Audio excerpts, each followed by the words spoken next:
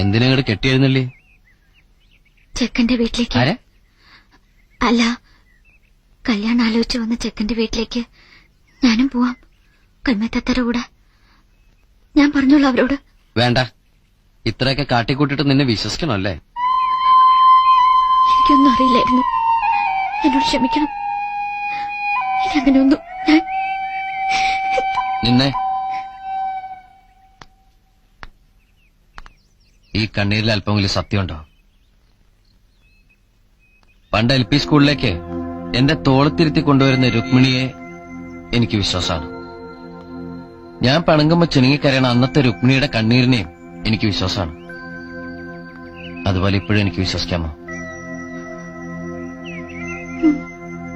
കൽമയത്താത്തവരെ കാര്യങ്ങളൊക്കെ പറഞ്ഞ് മനസ്സിലാക്കിയിട്ടുണ്ട്. വേറെ പ്രശ്നമൊന്നുമില്ല. പോയിക്കോ.